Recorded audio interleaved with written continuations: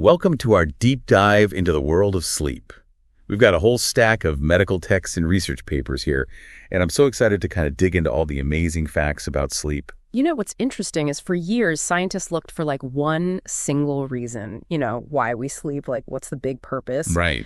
But really, sleep isn't just an on-off switch. It's like this whole beautiful symphony of stages and functions, and each one has its own purpose. I've always wondered about this because we spend like a third of our lives asleep, but most of us have no clue what's going on. And instead of finding just one single reason, researchers discovered that there are all these incredible benefits. So it's like sleep is the superpower that touches every system in your body, and it can improve everything from your brain power to your immunity to even how you feel emotionally. So it's not just about feeling rested, it's about making our whole system better. Exactly. Think of sleep as the ultimate tune-up for your brain and body. Okay. And just like a good mechanic, sleep takes care of a whole bunch of repairs and improvements while you're snoozing. So let's get into the details of how sleep works. What are those different stages of sleep, and what's actually happening in each one? Well, there are three main stages. There's light NREM, then there's deep NREM, also called slow wave sleep, and then there's REM sleep. Okay. And REM is where we do most of our dreaming. Each stage has its own superpower, and getting enough of each stage is like the key to feeling refreshed and being able to function at your best. You know what? This reminds me of how I feel after I have a really, really good night's sleep. Uh-huh. It's like suddenly everything clicks. Like I can remember things better, I'm more patient, and I feel like I can just handle anything that comes my way. You're totally describing the magic of deep NREM sleep. It's like your brain's overnight filing system. And during this stage, your brain waves actually slow down, but there's all this activity happening behind the scenes. Oh, wow, that's so cool. So what's my brain actually doing while I'm in deep sleep? So imagine it's like a memory courier service. Those slow brain waves.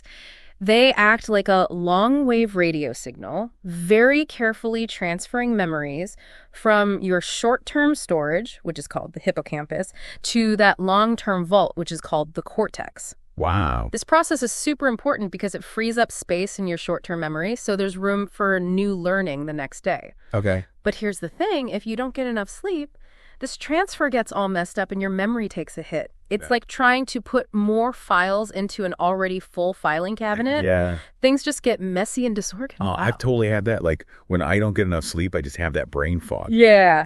Yeah. So sleep's not just about feeling rested. It's also about making sure that I can learn and remember things well. That's incredible. Yeah, and while deep NREM sleep is all about like solidifying memories, light NREM has its own special skill. Think of it as the learning refresh button. Okay. During this stage, your brain actually creates these bursts of activity called sleep spindles. Sleep spindles. That sounds so interesting. What are those? So they're kind of like these little bursts of electrical activity, and they help strengthen the connections between brain cells, especially those that are involved in learning. Okay. And there's research that shows a link between age-related decline in these sleep spindles and how it gets harder to learn new things as we get older. So does that mean the more sleep spindles we have, the easier it is to learn new information and keep it in our brains? It seems that way, and it really shows how important it is to make sure you're getting enough sleep, especially as we age. Okay. It helps us keep our brains sharp and flexible.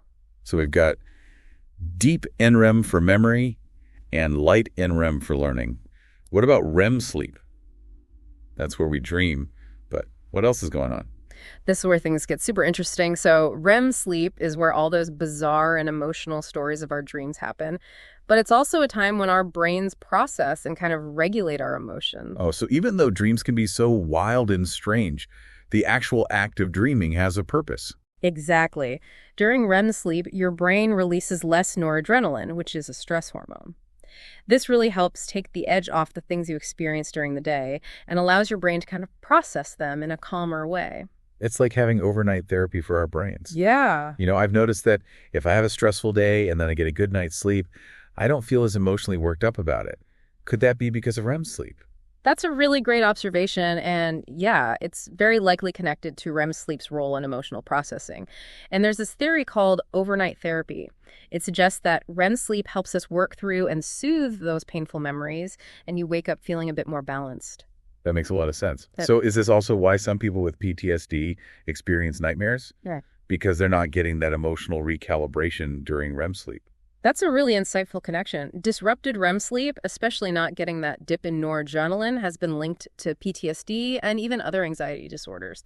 So yeah, REM sleep seems to play a key role in helping us process trauma and manage our emotional responses. That's fascinating. This whole conversation makes me appreciate sleep on a whole new level. It's not just about feeling rested. It's about improving how our brains work, feeling good emotionally, and maybe even protecting ourselves from some mental health challenges. You got it. And that's just the beginning of this incredible sleep world. Did you know sleep patterns are completely different across the animal kingdom? I've heard that. Like some animals sleep for really long periods of time, and others hardly sleep at all. Why is that? Yeah, it's amazing to think how sleep has evolved differently in different species. Right. I've heard that giraffes only sleep for a few minutes at a time. Is that true? Yeah, it's true. So giraffes, they've kind of adapted to sleeping in these little bursts, and they'll often even sleep standing up to make sure they're aware of any predators. It's really fascinating how sleep patterns are shaped by the environment. Wow. And then you have the other side, like brown bats, they can sleep up to 20 hours a day. Wow, 20 hours. That's a lot of sleep. I guess if you're like a nocturnal creature and you spend your nights hunting for bugs, you need all the daytime sleep you can get. That's right. And then you have dolphins and birds. They've developed this amazing ability. It's called unihemispheric sleep. It means they can actually sleep with only one half of their brain at a time while the other half stays awake and alert. Wait, so they're like half asleep and half awake at the same time?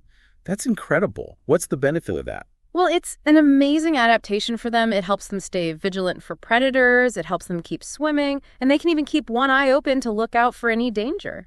That's mind-blowing. Makes you wonder if humans could learn to do that. Imagine what we could do if we could choose which half of our brain is asleep. Right. But you know what? Even without that cool ability, humans are actually outliers when it comes to sleep, even compared to our closest relatives, primates. You mean we're like the weird ones even amongst our closest relatives? Yeah, kind of. So we actually sleep less than most other primates, but we have more REM sleep. So we sleep less overall, but we get more dream time. Why is that? Well, scientists think this unique sleep pattern in humans is linked to how we evolved from living in trees, like apes, to living on the ground. Yeah. So it's thought that as we moved down to the ground, we needed less time just passively sleeping and more time for activities like foraging and socializing and tool making. That makes sense. It's so interesting to think about how millions of years of evolution shaped the way we sleep. It is. And those evolutionary pressures actually continue to influence our sleep throughout our lives, from the time we're babies all the way through to old age. Oh, that's right. I've heard so much about babies and their sleep patterns. New parents are always complaining about those sleepless nights. What exactly is going on during those early years? Well, babies don't just come out with a fully developed sleep-wake cycle. It takes time for those nighttime sleep patterns to kind of emerge and solidify. But a learning process for both the baby and the parents. Exactly. So in those first few months, a newborn's sleep is all over the place, with short naps happening throughout the day and night. But as they grow, those nighttime sleeps gradually get longer, and the daytime naps become more regular. That's got to be reassuring for those exhausted parents. But what about all that advice about sleep training? Is there a right way to help babies develop good sleep habits? Yeah, it's definitely a topic with lots of different opinions. Yeah. But there are some evidence-based strategies that can help. Yeah. Like creating a consistent bedtime routine, making sure their sleep environment is calm, and teaching them to self-soothe. Those can really make a difference. Makes sense. It's about making a predictable and comfortable sleep environment for the baby. Exactly. And as babies grow into toddlers and then preschoolers, those good sleep habits are even more important. And then, of course, there's the teenage years when sleep, it often becomes a battle. Yeah. I remember struggling to get out of bed for school every morning when I was a teenager. Mm-hmm.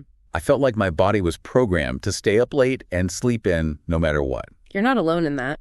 During adolescence, there's actually a biological shift in that internal clock that regulates our sleep. It's called our circadian rhythm. Okay. This shift makes teenagers naturally feel more alert later in the evening and sleepier in the morning. So it's not just them being rebellious or lazy, it's their biology. That's right. Their bodies are literally programmed to stay up later and sleep later. And unfortunately, the early school start times often clash with that, which leads to a lot of teens being chronically sleep deprived. Oh, I see. That explains a lot. I felt like a zombie during those early morning classes. And the thing is, the consequences of that sleep deprivation go beyond just feeling tired. Yeah. There are studies that have shown that chronic sleep loss in teenagers can actually affect their school performance. It can cause mood swings, trouble concentrating, and even increase their risk of accidents. Sounds like we need to rethink those early school start times for teens. Their bodies and brains just aren't ready to be going full speed that early. I agree. There's more and more evidence that starting school later for teenagers can really lead to improvements in their academics, their moods, and just their overall well-being. Okay. So we have to talk babies and teenagers. What about sleep as we get older? Does anything change?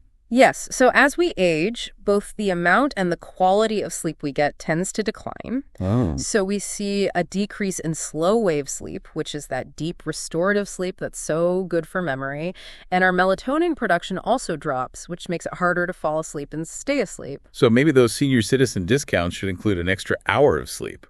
I like that idea. And these age-related changes often mean people go to bed earlier and wake up earlier, which can be an issue if it doesn't fit with their schedule or social life. Sounds like sleep is this ongoing dance between our biology and our environment, and that dance keeps changing as we go through life. You got it. And it really emphasizes how important it is to understand sleep, not just as something passive, but as this active and dynamic process that is vital for our health and well-being at every age. Speaking of health, we've talked about all the great things sleep does for us, but what about when we don't get enough sleep? What happens then? I know I personally feel terrible when I'm sleep deprived, but what's actually going on in my body? Well, imagine sleep is like the time when your body's repair crew comes in to fix things, recharge your batteries, and basically clean up the mess from the day. Okay. And when you don't sleep enough, all that important maintenance gets skipped, and it starts to show in every part of your health. So break it down for me. What actually happens when we're sleep deprived? So decades of research has shown that even just one night of not enough sleep can really mess with our thinking, emotions, and even our physical health. Okay. It's kind of like running your car on empty. Eventually, something's got to give. Okay, so let's start with thinking. What happens to our brains when we're sleep deprived? I know I just feel foggy and can't focus as well. Yeah, that's because sleep deprivation actually impairs your attention, your memory, your ability to make good decisions, and your reaction times. Mm-hmm. It's like your brain is running on fumes and struggling to keep up with even the easiest tasks. Yeah, it's like trying to study for a test after being up all night. Your brain just can't process the information. Exactly. And it's not just a temporary thing. Chronic sleep deprivation, that can actually lead to long-term decline in your brain function, which can increase your risk of things like Alzheimer's and dementia later on in life. That's a scary thought. Yeah. So it's not just about being tired and sluggish, it's about protecting our brains from damage. Absolutely. And it's not just your brain that suffers. Sleep deprivation also messes with your emotional well-being. Yeah, I definitely get way more cranky and impatient when I haven't slept well. Is that pretty common? Very common. So when you're sleep deprived, your brain just can't regulate emotions as well. Okay. So you're more likely to experience mood swings, anxiety, stress, and even depression. It's like your emotional resilience takes a nosedive. Everything just bugs you more. Yeah. Exactly. And on top of the mental and emotional impacts, sleep deprivation also takes a toll on your physical health. All right, so let's talk about the physical effects of sleep deprivation. What kind of risks are we talking about here? Well, one of the most immediate things is a weakened immune system. When you don't get enough sleep, your body produces fewer of those cells that fight infections, which makes you way more vulnerable to getting sick. So getting a good night's sleep is like a natural immune booster. It really is, and it's not just about fighting off a cold. Chronic sleep deprivation has been linked to an increased risk of developing serious health problems like heart disease, stroke, type 2 diabetes, and even some types of cancer. Wait, cancer, that's serious. I had no idea sleep deprivation could be linked to such serious things. It is pretty serious, and it really shows that sleep isn't just about feeling good. It's about protecting our bodies from disease and promoting long-term health and well-being. This is making me see sleep in a whole new light. It's not just about feeling well-rested. It's really an important part of a healthy lifestyle, just like eating right and exercising. Exactly. And speaking of health, let's dive into the connection between sleep and some specific health conditions. Are there any conditions that are particularly impacted by sleep or that can even be caused by sleep problems? That's a great question. You know, we've already talked about the link between not sleeping enough and things like Alzheimer's disease and heart disease. Mm-hmm. But Are there any specific sleep disorders that we should be aware of? Yeah, there's actually a wide range of sleep disorders, each with its own set of symptoms and challenges. Insomnia is probably the most well-known sleep disorder, Right. but it's really just one piece of a very complex puzzle. So besides insomnia, what are some other common sleep disorders that people should know about? I've heard of sleep apnea and restless leg syndrome, but I don't really know what those are. Well, let's start with sleep apnea. It's one of the most common sleep disorders, and it affects millions of people. It's basically characterized by these pauses in breathing that happen while you're sleeping. Oh, wow. And it's caused by a blockage of the airway. Okay. So what causes the airway to get blocked like that? It could be a number of things. If you're carrying extra weight, that can put pressure on the airway. Okay. Or you could have enlarged tonsils, or the structure of your jaw could be a factor. Even just the relaxation of those throat muscles during sleep can be enough to cause it. So how do you even know if you have sleep apnea? What are some warning signs? Well, the most common signs are things like loud snoring, gasping for air while you're sleeping, and then excessive sleepiness during the day. Okay. You might also wake up with a dry mouth or have morning headaches or even trouble concentrating and just feel more irritable. So if your partner's complaining about your snoring, it might be more than just them being annoyed. It could be a sign of sleep apnea, so it's worth getting checked out by a doctor because if sleep apnea is left untreated, it can cause a whole cascade of problems. Oh, wow. We're talking about things like high blood pressure, heart disease, stroke, and even a higher risk of accidents because of that daytime sleepiness. That's definitely a good reason to go see a doctor if you think you might have sleep apnea. It really is, and it shows just how important it is to pay attention to your sleep and get help if you notice anything that's out of the ordinary or any problems that just won't go away. Okay, so we've covered sleep apnea. What about restless leg syndrome? What is that, and how does it affect sleep? So restless leg syndrome, or RLS, it's a neurological disorder that causes this really strong urge to move your legs, especially at night. Okay. People often describe it as like a creeping, crawling, or tingling sensation that gets better when they move their legs. I can see how that would make it really tough to fall asleep and stay asleep. What causes it? Well, the exact causes are still being studied, but it's thought to be connected to how dopamine is regulated in the brain. Okay. Also, things like iron deficiency, pregnancy, and even some medications can trigger those RLS symptoms. It's not just fidgety legs. There's actually something going on in the brain. Exactly. And while RLS isn't considered a dangerous condition, it can definitely mess with your sleep. And that can lead to being tired during the day, feeling irritable, and having trouble concentrating. Are there any other sleep disorders people should be aware of? Yeah, there are a couple more that can be pretty disruptive, even dangerous. Narcolepsy is one. Okay. So it's a neurological disorder that causes excessive sleepiness during the day and these sudden sleep attacks. People with narcolepsy can literally fall asleep at any moment without warning. Oh, wow. Which can be super dangerous if they're doing things like driving a car or operating machinery. That sounds incredibly difficult to live with. It is. And then there's REM sleep behavior disorder, or RBD for short, where people act out their dreams physically, often with like violent movements and vocalization. Wait a minute. You mean they're actually like moving around and thrashing about in their sleep? Yeah. That sounds like something straight out of a movie. It can be pretty dramatic. Yeah. And potentially dangerous, both for the person who has RBD and for whoever they share a bed with. Wow, this is all so interesting, but a little overwhelming too. It seems like sleep problems are so common, and there are so many different sleep disorders out there. You're right. Sleep disorders are more common than people realize. Yeah. And the important thing to remember is you don't have to just suffer in silence. Right. There are effective treatments for lots of sleep disorders. Okay. But the first step is recognizing that there's a problem and getting professional help. That's a good reminder. So let's say someone's having trouble sleeping, whether it's trouble falling asleep, waking up a lot during the night, or just being exhausted all day. What are some things they can do to improve their sleep quality? That's a great question, and it brings us to the whole world of sleep aids and treatments. Yeah. But before we jump into medications or gadgets, it's super important to start with the basics, like behavioral changes and lifestyle adjustments. So going back to the fundamentals, no magic pills or quick fixes. Not really. The most effective and long-lasting way to get better sleep is to actually address those underlying habits and behaviors that might be causing the problems in the first place. Okay, I'm listening. Tell me more. What are some of those sleep-boosting behaviors? What does good sleep hygiene actually look like? I've heard that term sleep hygiene before, but I always thought it was just about like having a clean bedroom. It sounds like it's way more than that. It totally is. Think of sleep hygiene as like a set of daily habits and practices that really get your body and mind ready for good sleep. It's about setting the stage for amazing sleep. Okay, so what are the most important things we can do for good sleep hygiene? Where do we even start? One of the biggest things is setting a regular sleep schedule.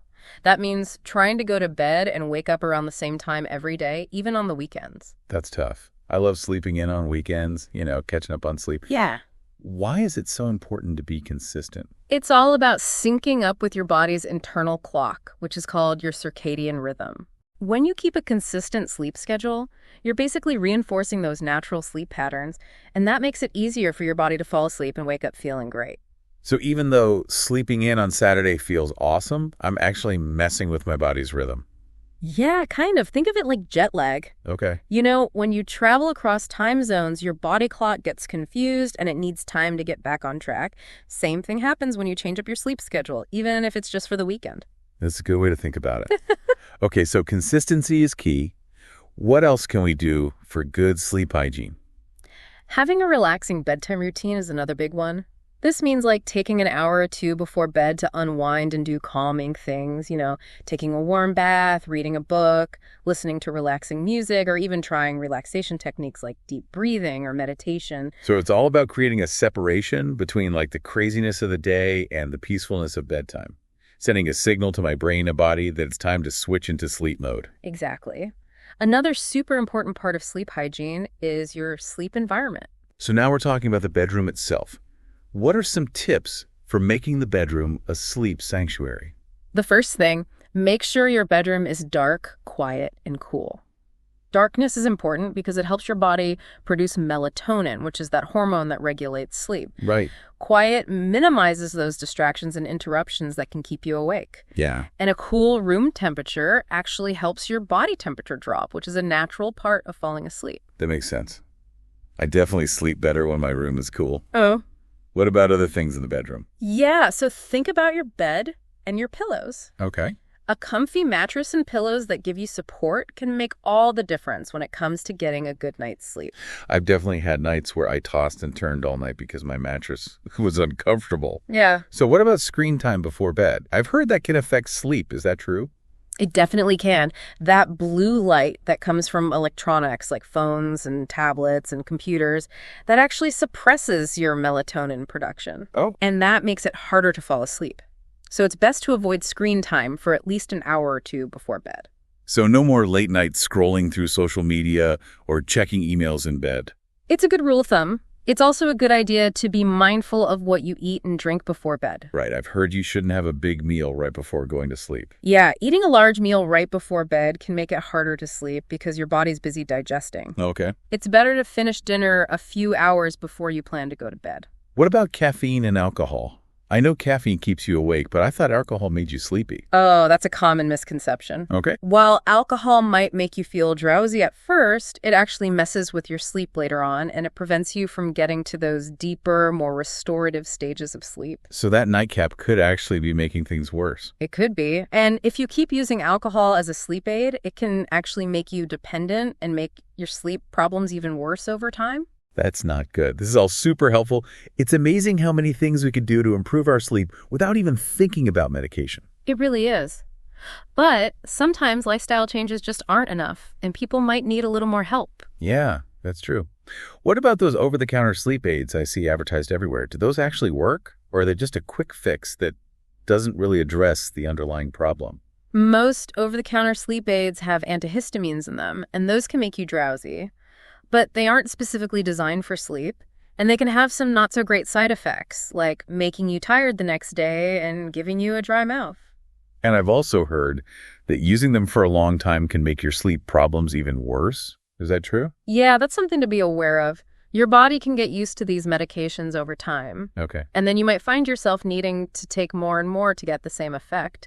It's best to use them only occasionally, and make sure you're talking to your doctor about it. Okay, so what about prescription sleeping pills? Are they a better option for people who have chronic sleep problems? Prescription sleeping pills can be helpful for short-term relief from insomnia. but there are definitely things to consider. They should only be used under doctor's care because they can have side effects and might interact with other medications you're taking. And there are concerns about using them long term. Right. That's right. Taking sleeping pills for a long time can lead to dependence and tolerance, and there's more and more evidence showing a link between taking them for extended periods and things like cognitive decline, falls, and even an increased risk of dying. That's pretty alarming. It sounds like those should be a last resort, not the first thing you try when you have trouble sleeping.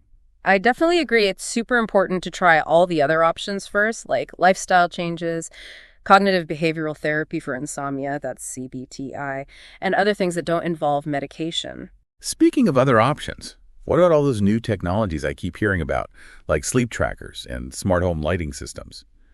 Do those things actually help with sleep? Yeah, there's so much excitement around these new technologies, and some of them do have real potential. Sleep trackers, for example, can give you really useful information about your sleep patterns, Okay. and that can help you figure out what needs to change. I've been thinking about trying a sleep tracker, but I'm not sure if they really make a difference. Do they actually improve your sleep, or are they just collecting data? For now, the main benefit is just raising awareness. Okay. When you track things like how long you sleep, what sleep stages you go through, and how many times you wake up during the night, you start to understand your sleep habits better. You might start to notice patterns. So it's more about understanding your sleep and figuring out what might be wrong than actually fixing it. Exactly. But, technology is always changing. Yeah. And sleep trackers have the potential to get even smarter and more personalized, maybe even giving you specific advice based on your sleep patterns. That would be awesome. Yeah. What about smart home lighting systems? How do those work? So those systems can change the color and brightness of the lights in your home throughout the day, mimicking the natural patterns of sunlight. Okay. And that can really help regulate your circadian rhythm so you fall asleep easier at night and wake up feeling more alert in the morning. So instead of reaching for my phone first thing in the morning, I could wake up to a fake sunrise in my bedroom. That does sound a lot more peaceful. It does, right.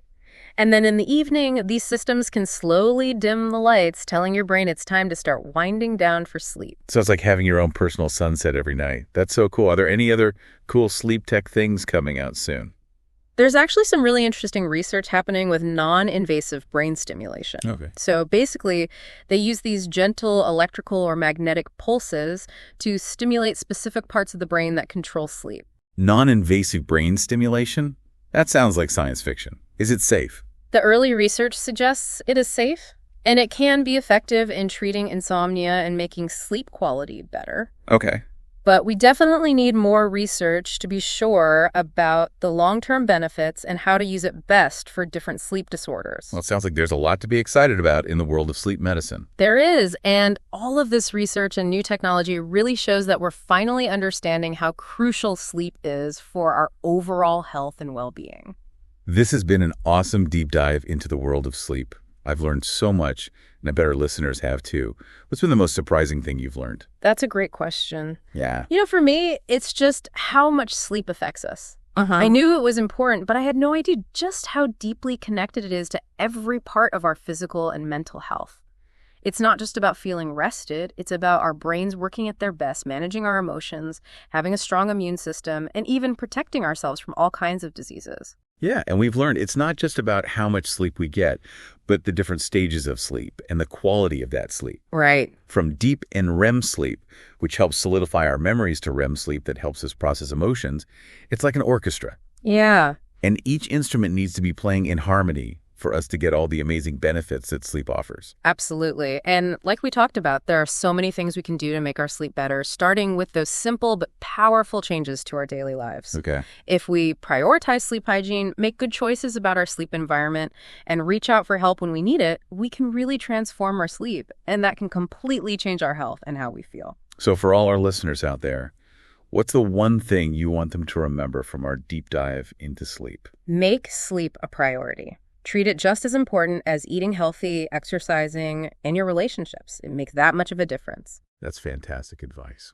Well, that wraps up our deep dive into sleep. Thanks for joining us for this incredible conversation. We'll see you next time on The Deep Dive. Until then, sleep well.